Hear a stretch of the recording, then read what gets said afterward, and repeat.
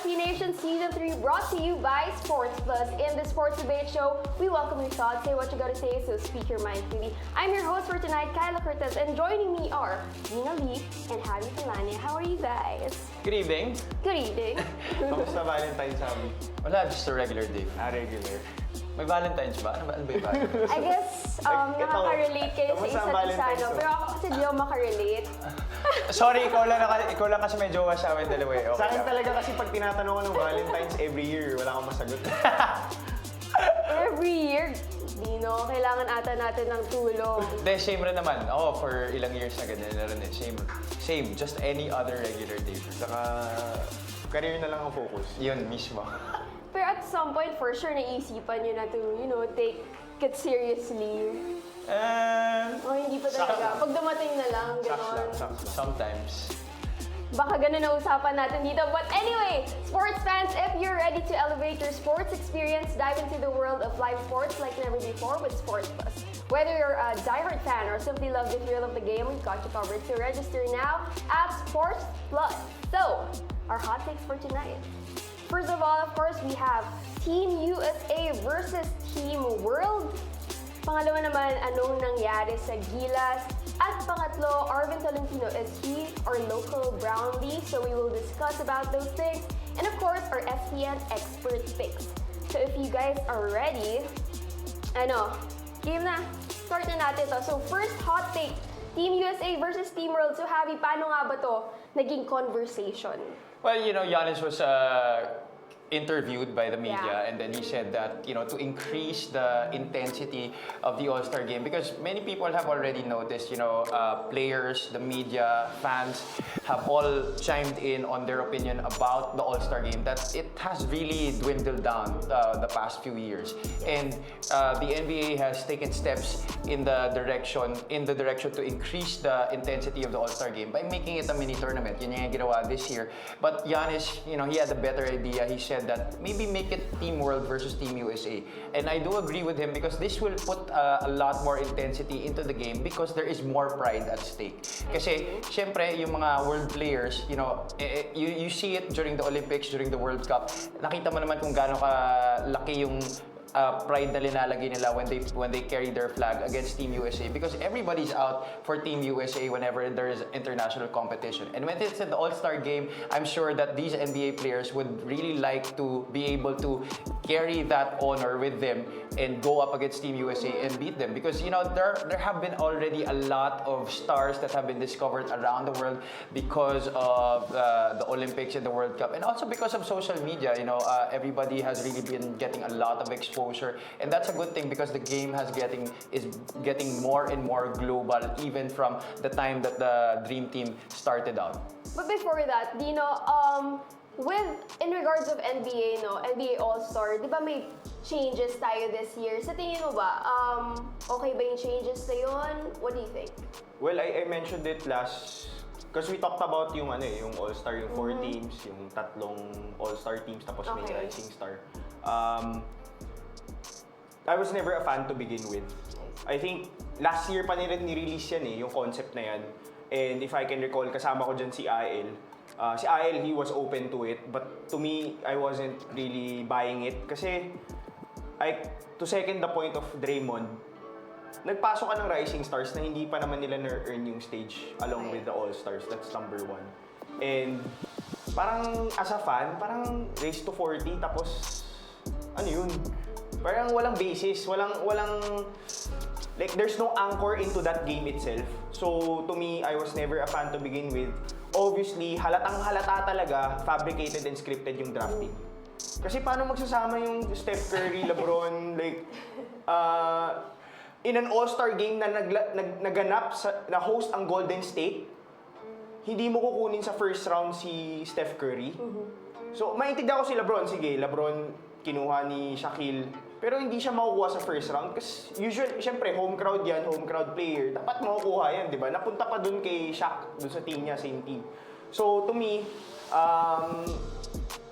the reason why we got to this point na pinag-uusapan natin to is you have to give a lot of blame to the players. Kasi, sino ba naglalaro ng basketball? Yung players ba? Ay, yung commissioner ba? Yung nag-organize ba ng NBA, yung fans ba?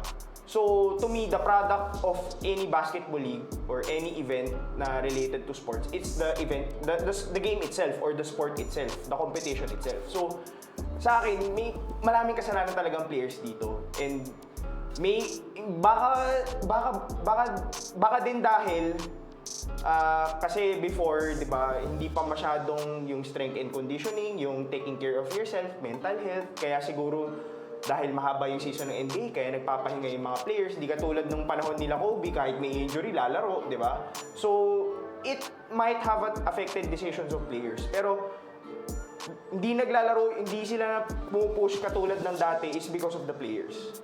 And, this is a welcome development na magkakaroon tayo ng USA versus World. If it happens, gaya nga na sabi ni Javi, yung national pride and Olympic type of competition. Now, a perfect example of that is ginawa ng National Hockey League, yung 4 nations face-off. Nandun yung Sweden, andun yung Finland, Canada, USA. So parang, parang maglalaban lang sila, parang single round. So far, nag-work siya kasi halos kasabay lang ng All-Star Weekend yan eh. Now, ang drawback dito, sinasabi ni Adam Silver, is out of the 4, kasi 30 teams eh, ang pagkakalam ko per roster, that's 15. So that's 450 players. Out of the 450, no opening night, 125. That's almost 30%. So parang ang sinasabi ni Adam Silver, yung selection pool mo sa international, parang lugi yung 70% ng American players, di ba? 30% ng selection. So baka maging unfair. Pero to counter that, ang point ko dyan is yung East versus West, mas malakas yung mga players ng West ngayon, di ba? Pero you can only take 12 in. Kahit mas mahina yung East, they can still take 12 in, di ba? So, yun. And ang alternative talaga dito, ang nakikita ko is na ginawa ng MLB is mabigyan ng home field advantage sa finals yung mananalong side sa All-Star game. Kung East versus West. Ako, I'd still go for East versus West. Go back to the tradition. Hindi naman masama bumalik sa tradition. So, pero at this point, parang nanguhula na lang tayo. Yun na nga eh. It's really been the players' fault. Kasi for the NBA to really veer away from the tradition of East versus West, it really means na talagang wala na masyado talaga nanonood ng All-Star Game. Kahit ako I have felt na really my needs to watch the All-Star Game dwindle throughout the years. Parang hindi na siya, kumbaga hindi ko na siya nilalagay sa kalendaryo ko na, shucks, All-Star Game, All-Star Weekend, kailangan ko manood. Talagang inaabangan ko yan dati. Pero ngayon parang, okay, sige, panoorin ko na siguro yung highlights kasi di na masyadong enticing manood eh. And it's really on the player side because, even with the regular season games, okay, sabihin na natin, sige, sometimes they have to rest, but you guys are getting paid big paper. As in, sobrang laki ng kinikita nyo, and then you're gonna i-disregard mo yung fans na manonood. Kunwari, di ba sinasabi ni Jordan before and nila Scottie Pippen and players in that era that they would play game in and game out because there would be fans na yung araw na yun lang manonood. Makakabayad. Oo, makakabayad lang, di ba?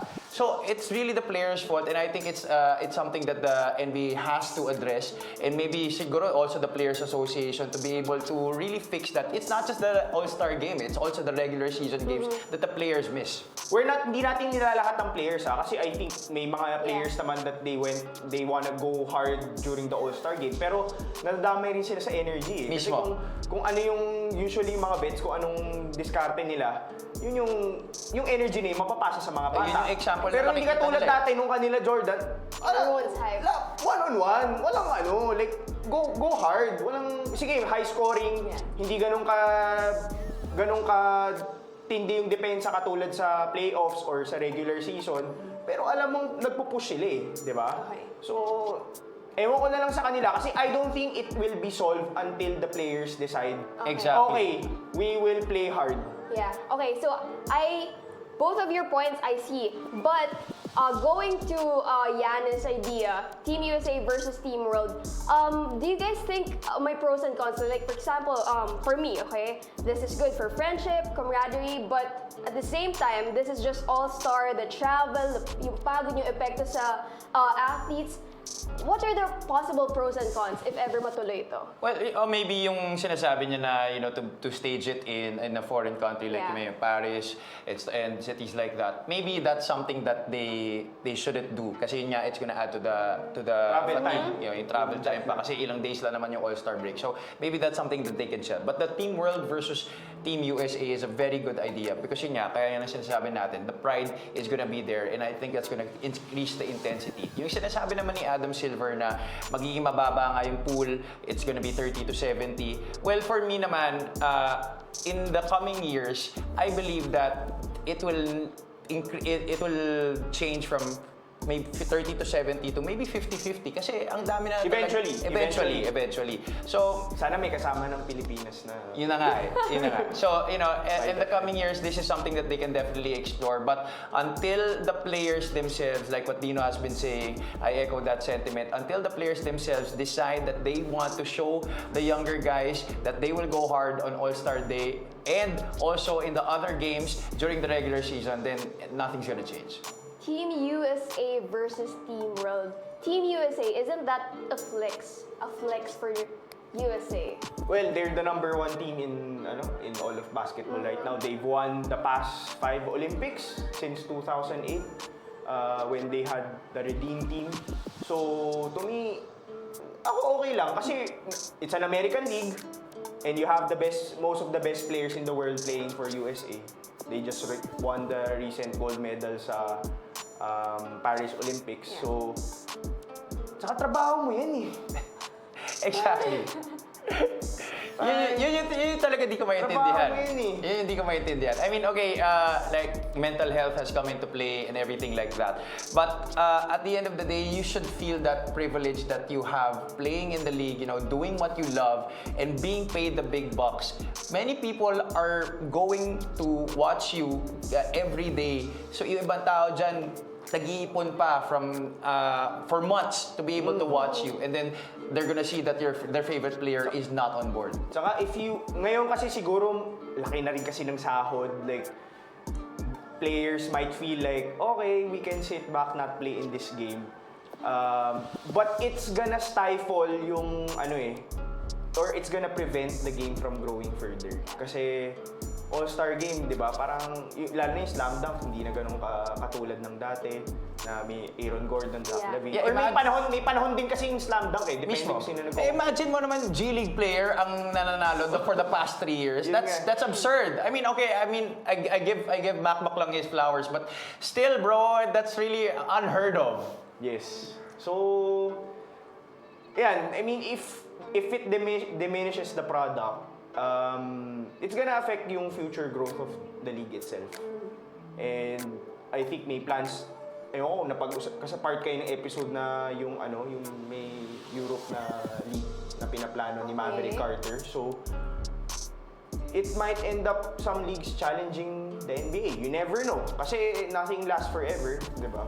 So, they can't be complacent right now. Any last thoughts before we move on to our second hot take? Well, for me, I think the league should maybe, remind the players that, hey, although you're getting the big bucks, you're not the kings of the world. I mean, yes, you are there to be able to give entertainment to the fans. So, I think they have to remember that. They have to remember that they are there for a reason. Agree. And that's the reason why I'm watching more American football now than NBA. No kidding. right? Kasi parang feel ko mas, sige, hindi ganun kaganda yung All-Star, yung parang All-Star weekend ng NFL, which is their Pro Bowl ang tawag nila. Pero meaningful lahat ng games eh. Tapos Funny. go hard talaga ang Nice. players eh. So, sa season, minsan pumipetics pa yung mga players like si Joel, di na nga naglalaro, di ba? Well, true.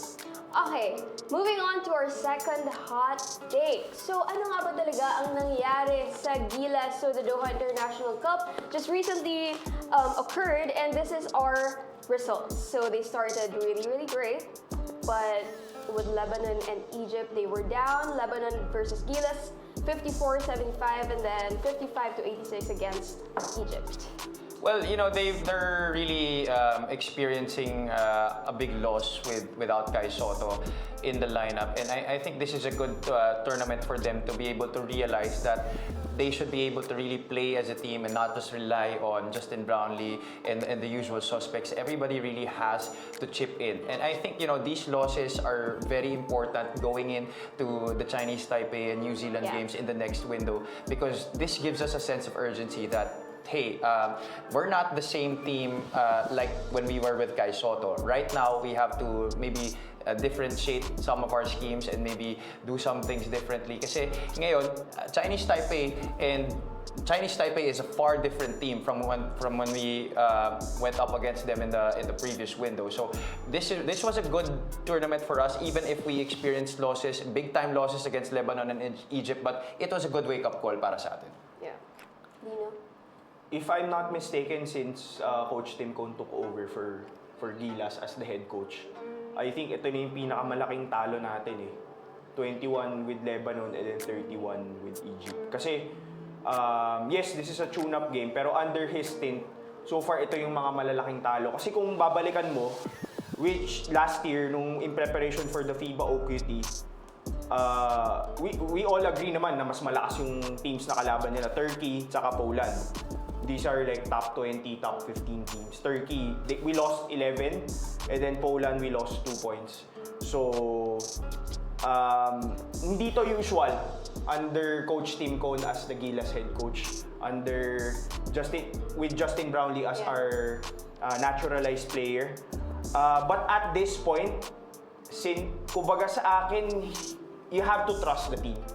Given their resume and what they've accomplished prior to this one. Kasi, number one, we won the Asian Games gold medal with limited, kumbaga ang iksilan ng preparation time ni Coach Tim. Kasi after World Cup, Asian Games, tapos pina-take over na agad si Coach Tim. So, winning Asian Games gold medal. Then we beat Latvia. We lost to Georgia, pero dikit Tapos we had the chance to win against Brazil. Medyo sumama lang yung laro natin ng second half. Then we beat New Zealand. So far, okay, sama ng laro natin ngayon. But I think I still trust this team kasi so far they deliver. Ito non-bearing to I'm not making excuse pero these are still non-bearing games. It would be interesting. Ako, the true test for this team is leading up yung FIBA Asia Cup mismo. Hindi na actually itong 2 games na tinitingnan ko Because, pero, mabigat. Obviously, we're winning against Chinese Taipei. Imposible matatalo tayo doon. Imposible talaga. Ang magandang game, ang mabigat na game is actually before the FIBA Asia Cup is the New Zealand game. Yes. I don't know if I'm not so sure kung magkakaroon ng bearing kung mag-number 1 tayo. Kasi that might swing towards New Zealand kung manalo sila, bang number 1 sila. I don't know if that would have a bearing in terms of the groupings that we would have FIBA Asia Cup. But I figured it would be. Kung number 1 ka sa group mo, mas maganda yung placement mo sa group. Yes, definitely. So, sa akin, yun yung gusto ko tingnan ko na banggit nga ni Javi na wala si Kai Soto. But obviously, yung main question dito is who will fill in the void that was left by Kai Soto. And ang positives dito, nakita natin si AJ Edu playing well. He's not a Kai Soto, but kumbaga he's a great team player in terms of tsaka maaasahan mo to sa depensa. Now, ang problema, naging cause of concern, I think, was the offense. I was watching earlier, going back to the games against Lebanon. Parang ang stagnant ng offense and everything. And looking at the last 2 games, we just scored like 54 and 55. So that would be a major concern. Pero based dun sa nakita ko, parang they didn't somehow, di ako but based on my interpretation, hindi nila based na rotation hindi nila plano manalo ng hindi talaga sila go hard para manalo. Kasi ginamit mo si Mason Amos Mismo. No, this was really a chance for them to build on their chemistry. Kasi nga, maraming players ang hindi pa magkakasama dito sa team na to. Like Jamie Malonzo, he just came back to national duty after experiencing an injury. Tapos si Troy Rosario papasok pa. So it was really a chance for them to know each other and then to be able to play with Parang each feel other. out no? Mismo. Parang feel out tournament. Parang siya. kumbaga scouting lang. Parang ganun. okay. It's really like practice para sa kanila. Although syempre when you're on national duty, Iba you're yun. expected to win all the time. Yes. But of course, Coach Tim, he's always looking at the bigger picture. And I'm sure he also will not make any excuses for these losses, but I'm sure that he has something bigger in mind. Naalala mo yung last year, before the Olympics, yung Team USA, muntik na sila matalo ng South Sudan. Okay, yeah. So I kinda have that kind of feeling when it comes to these couple of games na nilaro ng Gilas, na parang medyo similar dun. Pagdating naman sa Paris, pukpok na naman yung US di ba? So, pwedeng ganun kasi nag-a-adjust ka, may bago kang players, wala kang kay Soto, which is nag-iba yung dynamics. And the fact na ginamit mo si Mason Amos, I think nagkamali siya ng 2 beses, hindi mo pa nilabas, extended minutes, that goes to show na they're not actually trying to win. But they're trying to win, but they're full Prioritizing rotation other sila. things. Full rotation. Which, trust me, you won't see pagdating ng New Zealand and ng FIBA Asia. And, you've been watching Coach Tim Cone, for a long time already.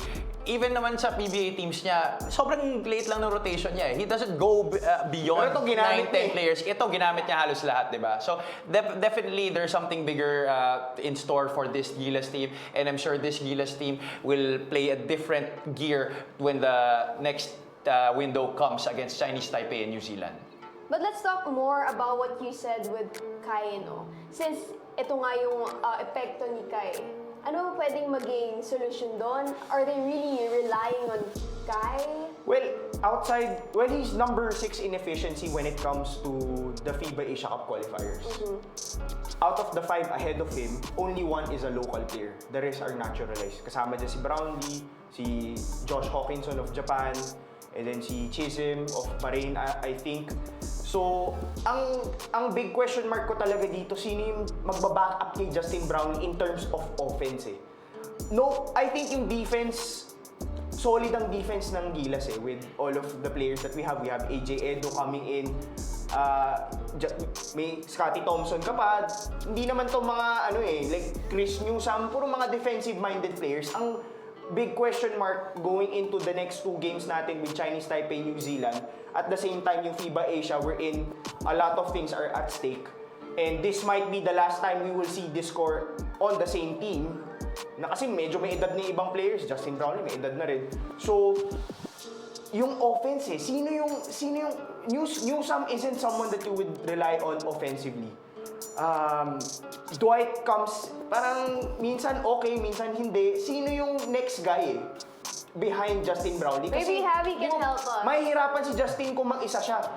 Imagine yung nilaro niya nung OQT para lang makadikit tayo at manalo sa mga teams. Hindi kakayanin ni Justin Brownlee at this age Okay. Well, mahirap What do you think, Javi? And Dina, to answer your question, I am really banking on guys like Carl Tamayo and Kevin Cambao to be able to have the scoring load for this team. Carl Tamayo has been balling out in Korea, casually scoring 37 points in a couple of games. KQ has also been doing well in the KBL. So I'm banking on these 2 players na sana mabigyan sila ng mas magandang role ni Coach Tim to be able to blossom. And I think these guys are ready. I think they're just waiting for the opportunity to be able to shine. I know that Coach Tim understands that Justin Brownlee is not the same Justin Brownlee that he was 2-3 years ago. The age is really getting up to him. But for these guys, Carl Tamayo and Kevin Cambao, they are in the prime of their careers. They're entering the prime of their careers, and I'm sure we haven't seen the best from them yet. And maybe this could be a good opportunity for them to show that they have what it takes to get bigger responsibility on the national team level. Alright, so, we will talk about this later on during our SPN expert picks. But for their game against Chinese Taipei and New Zealand, what do you guys think will be the result? Easy. Sobrang easy nung Chinese Taipei. Well, for New Zealand... Para sa tulog, kaya piliin. Pero yung New Zealand, number 1, it's their home court. And I don't think they would be okay losing that game again. Yeah. Losing 2 straight against us. And then, wala kang kay Soto. Fill out ka pa with AJ Edu, Troy Rosario. medyo mahirap manalo tayo ng New Zealand. I would pick New Zealand over us. It's definitely going to be a tough game against the Tall Blacks. No, you mentioned already the loss of Kai Soto, and just the fact that the game is going to be held in their home floor, I'm sure they're going to be out for revenge. And I heard there are going to be a couple of players that will come back and be part of that lineup against Chinese Taipei. Yes, this is going to be definitely a victory for us, but it's going to be closer than we think because there are going to be players also that are coming in, and their new coach, the Italian coach, si Gianluca Tucci. I'm sure he already mentioned in an interview that we are coming for Gilas Pilipinas. And although medyo malayo yung chance nila na maka-qualify for the FIBA Asia Cup, but you know, definitely a win against Gilas Pilipinas will help boost their chances of entering. But yun nga, a couple of players that inaasahan nila, si Mohamed Gadiaga. This is a guy that plays in the B League, and he scored 18 versus Hong Kong and 14 versus New Zealand. Hong Kong, they were able to demolish Hong Kong, and itong New Zealand, they were only down by 5 points at the end of the third quarter, losing by 17 points. So these are a couple of guys na inaasahan nila. Pati yung naturalized player nila na si Brandon Gilbeck, who had 5 blocks versus Hong Kong and 7 blocks versus New Zealand. So the height advantage that we had when we had Kai Soto going up against them in the previous window is not going to be the same. In fact, I don't think meron na nga tayong height advantage coming into this game against Chinese Taipei. Okay, before we move on to our third hot take, anything that you guys want to add with your points? There's no surprise factor anymore for this Gilas. Kasi siguro before Asian Games, kakabuo lang ng team. Tapos nung FIBA OQT, bagong core lang yun, di ba? Kakabuo lang din. So ngayon, we've had a couple of games already, or a lot of games already with this core. And I think teams are already aware, or other countries are already aware of what we're capable of. So, mas iba na yung scouting nito. Hindi katulad ng last year na wala pa masyadong scouting, and yung Asian Games wala pa masyado. So, interesting talaga yung next 2 games natin. Tsaka, may doubts din kasi ako kasi may semis pa ang Hinebra eh. So, baka pwedeng hindi go hard yung I still... Hindi, pero pride kasi ng bansa eh. So, I still feel like they will go hard. It's gonna be a tight ball game, but I see New Zealand coming on top. Mas mabigat talaga yung FIBA Asia. I think yun yung magandang measure ng team na to. Whatever happens, I don't think we should press the panic button anytime soon. Yes. For me, just really trust in Coach Tim Cone and the rest of the players to be able to deliver the best possible effort that they can. And you know, I'm hoping for 2 victories in these next 2 games to prime us up well for the FIBA Asia Cup. Alright, it's time to move on to our third hot take. Arvin Tolentino, our local Brown Lee. So what do you guys think about this? So Coach Tim had a comment during an interview, and as he mentioned, I'll just read it out. I'm real proud of him and what he's been able to achieve, and do I regret it? I certainly do. But then at the same time, is Arvin Tolentino a really great loss for Team Cone's? Definitely. But during that time, kasi you know, Arvin was going up against guys like Jaren Dillinger in his position, Art De La Cruz, Jeff Chan, Aljon Mariano were all part of that wing lineup na linalaroan din ni Arvin. But you know, as time went on, he has been improving, and when he transferred to Northport, he really blossomed. But you know, I think this was just something that was waiting to happen. Arvin is the type of player that's really superstar caliber. Kasi back when we were still in high school, when he was still... Nakasabay mo ba to? Yes. Nag-teammate? Yeah, dead. Ay, hindi.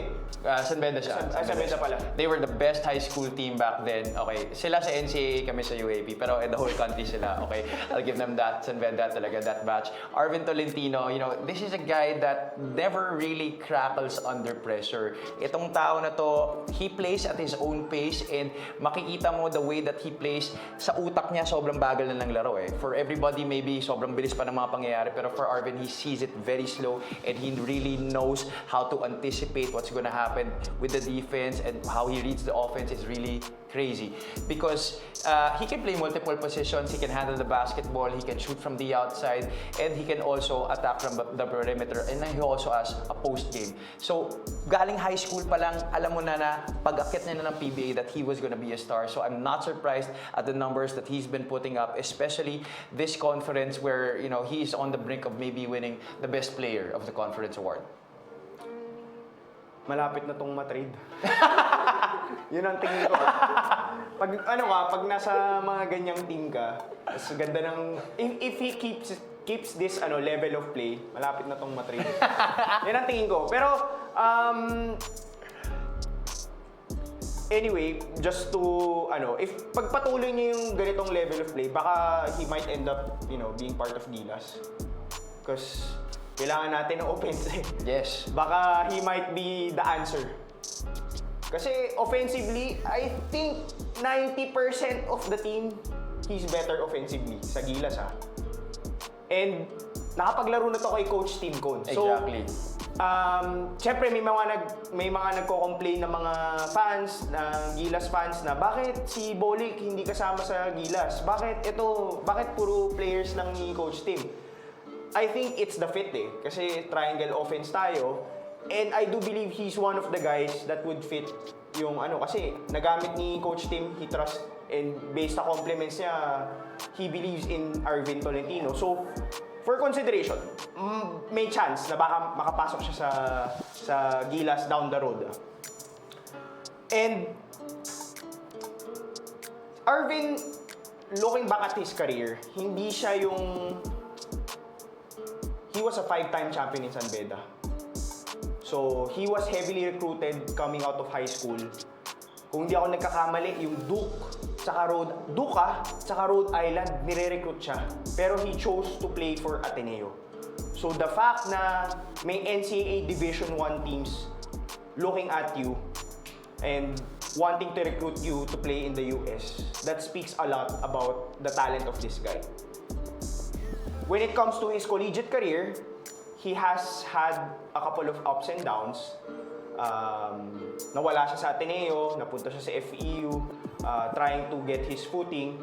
Pero he didn't have like a superstar-like college career. And then he ends up getting drafted by Ginebra. Like sabi nga ni Javi, na merong mga players din na kaposisyon niya at hindi siya masyado nabigyan ng chance. I don't think he would have blossomed to this kind of player if he wasn't traded. I mean, I'm sure you guys, you've went through certain challenges or you went through certain rejections, and those situations allowed you guys to blossom, di ba? Kasi allowed to learn from that experience and then blossom to where you are today. So, ganun yung tingin ko kay Arvin Tolentino, na he needed that trade for him to blossom. Grabe yung Bakit? Ang lalim na. Ang lalim. I totally agree. That really was something that Arvin needed to go through. I mean, he has had, like Dino mentioned, in the UAAP, coming out of Ateneo and then having to transfer to FEU. He's had to learn from that. And then in the PBA, going from Ginebra, a team that, he felt he was already very secure in. But I think, getting traded to Northport, I agree with Dino, really transformed him into the superstar that we really knew that he would become. Kasi kung hindi siya napunta dito sa Northport, he would be just a team player in Ginebra, just contented with being a role player. Because by being in Ginebra, as a pro player, sometimes you're gonna be just okay by staying in your role, and then you're getting paid the big bucks anyway. You're with an SMC team. But by being in Northport, now you realize na nga pala, sobrang galing ko nga pala. Naalala niya na siguro, all those memories flashing back to him during high school when they dominated all of the teams here in the Philippines with his teammates in San Beda. Naalala niya na yun, and he maybe said to himself, kaya ko ulit to gawin dito sa pros. Okay, so Javi, going to my question, what makes Arvin Tolentino a great pickup for Northport? Well, syempre, it gives Northport, a superstar, an offensive option Yeah. na talagang maaasahan nila. And nakita naman natin ito sa mga past iterations ng Northport. Before you had Terence Romeo and Stanley Pringle, and then you had Robert Bolick. Now it's Arvin Tolentino who is that guy for Northport. And Coach Bonitan, this is a guy that's very liberal with his offense. So sobrang bagay niyan kay Arvin because Arvin can fit with any system and he is very capable of shining in whatever team that he is in right now, especially if it's a team that gives him the basketball. Wala namang question talaga dun sa skill set niya. Tangkad pa siya, may shooting, yung nga sabi niya, may poste pa. He's not the most athletic, he's Yes. not the fastest, but he can play basketball. Yun yung pinaka-importante. Kasi ikaw nga pinakabilis, ikaw pinaka-athletic, pero wala kang basketball IQ. You don't know how to play basketball. That's hard. Kumbaga hard to succeed. I think the only question lang naman with guys like Arvin Tolentino, who's very talented, who's very skillful, and who has a high basketball IQ, is can they, parang dyan napapasok yung mga intangibles yung commitment, discipline, parang how do you, with all the distractions out there, how can you keep yourself focused and be able to play at a high level? So I think he was able to figure it out with Northport. Yun lang, tingin ko talaga Okay. matatrip talaga to. Kasi hinog na ngayon eh. Parang yun tingin ko. And ngayon number 1 ng ngayon, this conference yung Northport. I don't think we've seen Northport be a number 1 seed in any conference since they've been a part of the PBA. Just imagine, ako as a basketball fan, just imagine kung hindi nagbibitaw ng players itong Northport, Terra Firma, and Black Motor, how much more competitive the PBA will be and how much, di ba, parang mas ngayon kasi dominated by a couple of teams lang pero just imagine, if these teams didn't just parang give away those young rising stars, imagine the type of competition the PBA would have. Well, Tino, that's a fantasy we can only dream of for now. Okay, to conclude this conversation, going back to our core question, what makes Arvin Tolentino being compared to Brownie? Why is there this comparison? Halos same yung skill set You see that Justin is a very versatile player. Arvin is the same. They both can shoot from the outside, impeccable outside shooting. Basketball IQ is through the roof. They have a post game. We've already mentioned the various skill sets that Arvin has. And if you see JB play, halos pareho lang talaga. The difference is lang talaga that JB is an American and Arvin is a Filipino. And JB is maybe slightly more athletic than Arvin. But in terms of the offensive skill sets, halos pareho lang That's why the comparison is there para kay Team Parehas silang bukod sa nabanggit ni Javi, parehas sila ni Brownlee na hindi kailangan ng matagal yung bola sa kanila. Very efficient scorers. Very efficient Hindi katulad yung may maraming players na Dribble. Si Arvin hindi He doesn't need to be fancy, he just need to play. Lang siya, laro lang. Okay, so it's time to move on to our SPN expert pick.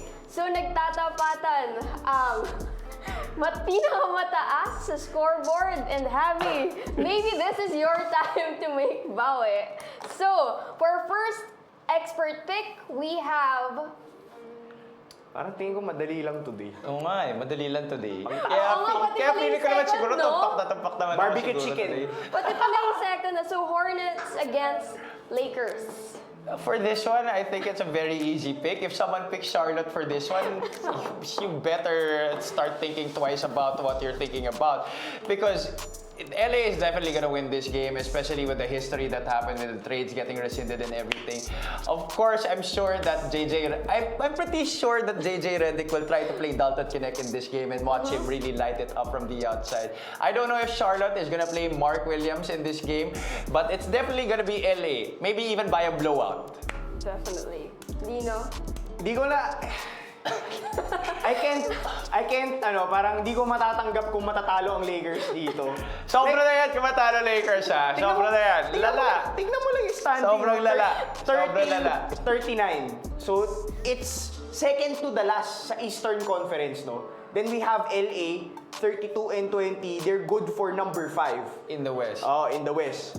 So, nabanggit na nga ni Javi, medyo may history lang to last week, no? Kasi nag-trade sila.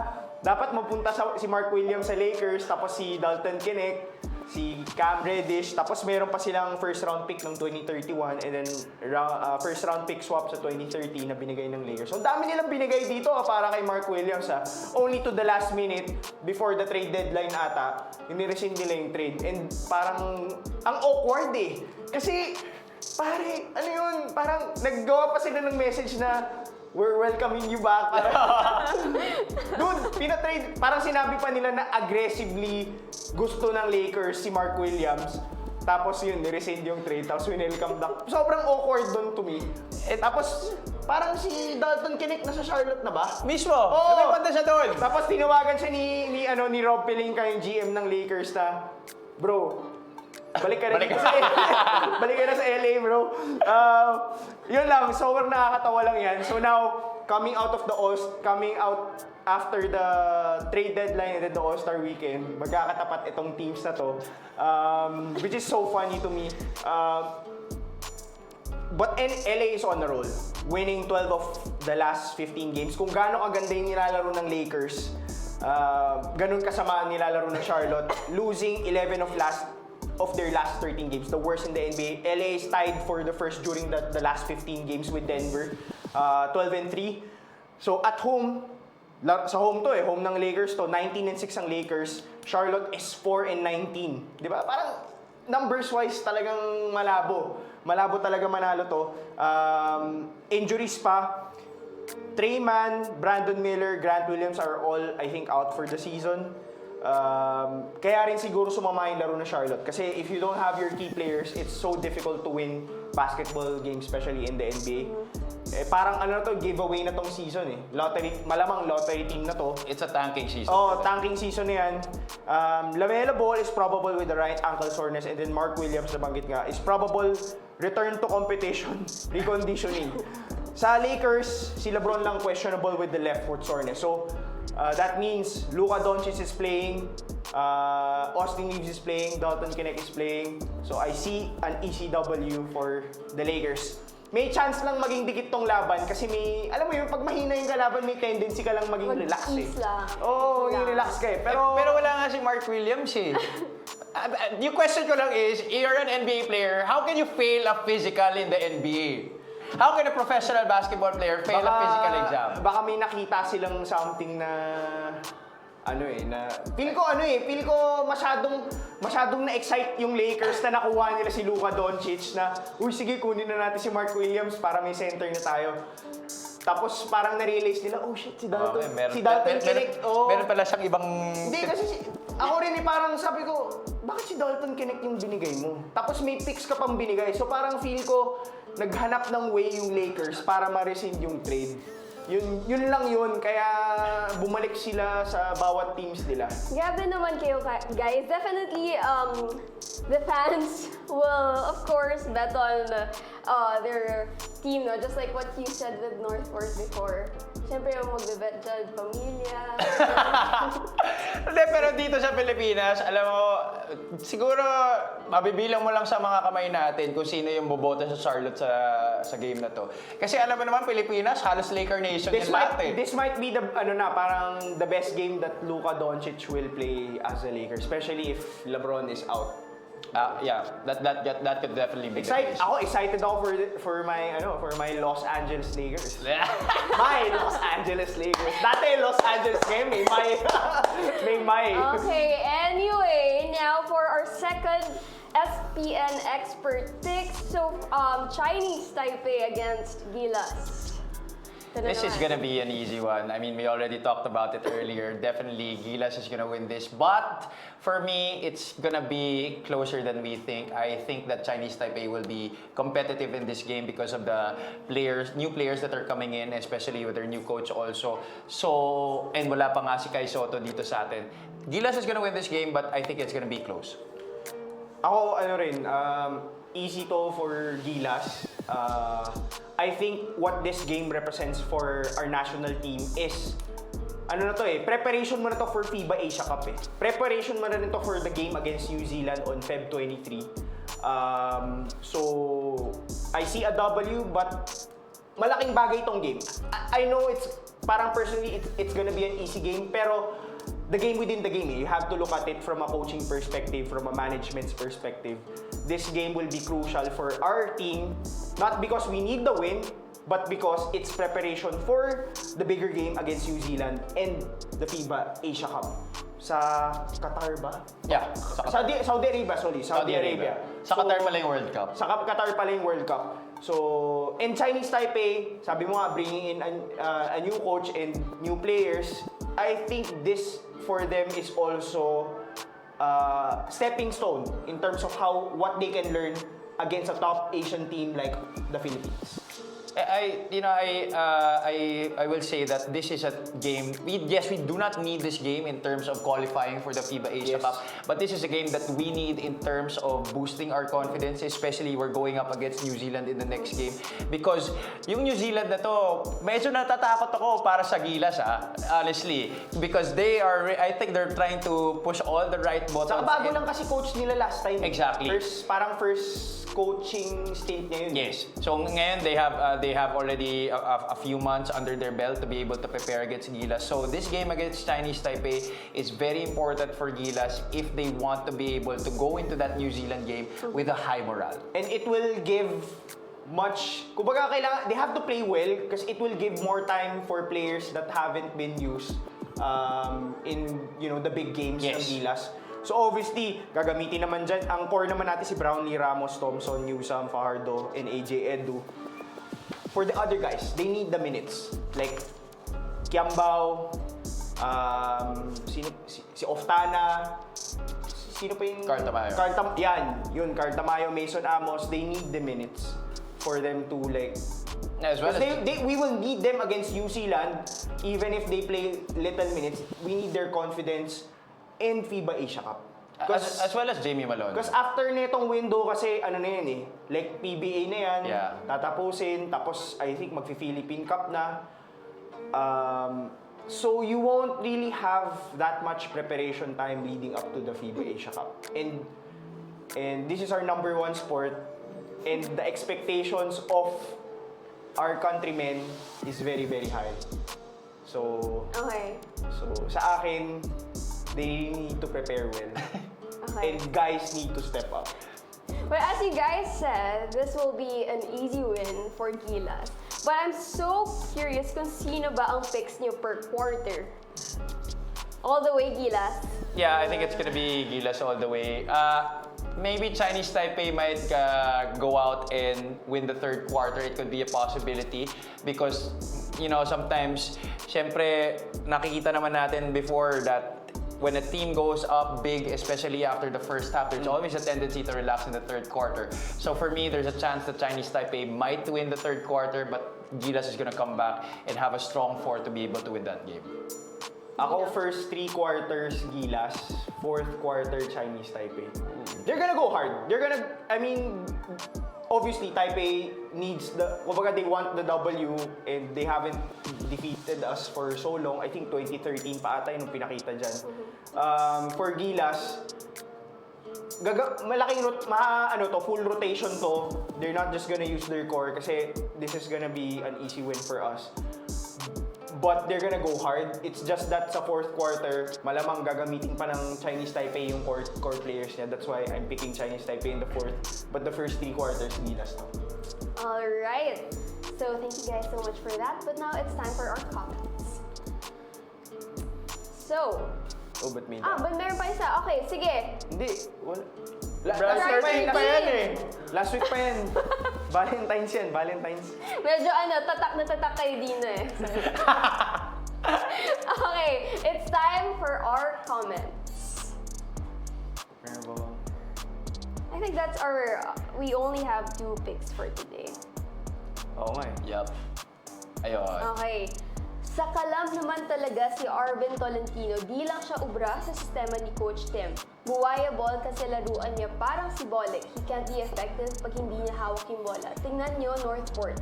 3 lang gumagawa. Si Arvin, Munzon at Import. Lahat Flores na kumbaga, sa Mahjong. I totally disagree with that. Arvin has been, yes, he has been known to be a player that really is a good scorer, but because he has been able to adjust in the PBA, playing under Coach Tim Cone, I think he really flourished with Ginebra. No, despite the many players that he was. He had his moments. He had his moments. Despite the many players that he was battling minutes for, he was averaging 15 minutes per game in his rookie year. So that speaks a lot, especially with the caliber of players that he went up against sa position niya. Jared Dillinger, Art De La Cruz, and si Aljon Mariano also was part of that rotation. So I don't think that si Arvin pwede maging buhaya kung gusto niya. But he can be also a team player if he wants to. Same sentiments. I think he would fit in a Coach Tim Cone's system. It's just that at the time na tinrade nila, they can pass up on Jamie Malone. Yes. So. Alright, our next comment. I think the NBA, they should accept USA versus world because the game is getting more globalized. There are more international NBA players right now. Magiging bragging rights on both teams on which is better with full of all-stars. Exactly. Yun yung sinasabi ko kanina. That's also what Wemby said during the interview, that having a Team USA versus Team World format will definitely push these players to be able to play at their finest because there is already more at stake.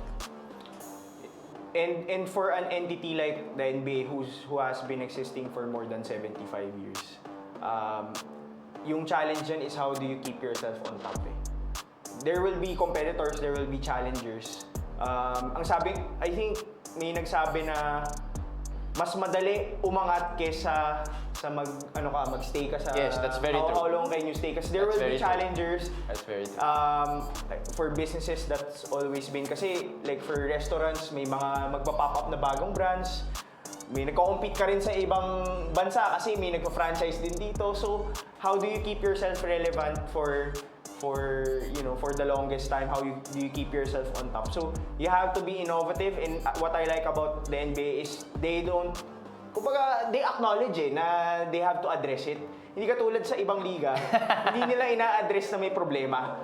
Para sa kanila okay pa din. So, ang gusto ko sa NBA, they're humble enough, the commissioner is humble enough to admit that the NBA All-Star Weekend isn't as glamorous as it was before, isn't as anticipated as it was before. Mas gusto ko yung ganun kesa yung we're good, we're fine. Pero yun yung problema eh. Sa akin, mas gusto ko yung ganun na liga na naiintindihan nila na they need to address certain issues and concerns and problems. Kesa yung okay na tayo, pero, di ba, hindi naman okay. Okay. Our third comment, chill lang with Gilas, no wearing DMs naman kasi yan. Tapos, di pa complete. Kita nyo naman sock med ng players, parang namamasal lang sila. Pero baka nakitang video ata ni Junmar Fardo na na-stuck sila sa elevator. Si Calvin Calvin Talo. Talo ba yun? Na-stuck sila sa elevator. Ang lalaki nila, nandun sila sa loob. I think it's part din talaga na you need to allow players to relax. Hindi Yeah. pwedeng maging parang high school, like, parang strict na ganun. Kasi these guys are professionals, they're playing professional basketball games. And for some of them, hindi pa tapos yung season nila sa PBA. And like for Justin Brownlee, parang every month, ang titindi ng mga nilaro niya since last year, di ba? Ang dami niyang nilaroan na liga, naghihilas pa siya, tapos puro finals yung Ginebra, di ba? So, to me, namamasyal, pero you need to allow players to relax eh. I think this is something that hindi na natin pwedeng punahin eh. Kumbaga, we just have to expect that these guys are doing the best that they can to prepare. Kung ano man yung ginagawa nila outside of the basketball court, kumbaga that's none of our business anymore. Basta alam natin na pumupukpok sila sa practice and they're trying their best to come up with a great strategy on how to become a better team and how to achieve the goals that Tim Cone is said during the start of his tenure, then I think we're gonna be good. Alright.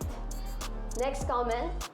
Paano ba naman lahat ng top NBA players na source sa USA? Besides kina Jokic saka Doncic, walang competition kundi dream team din yung ibang bansa.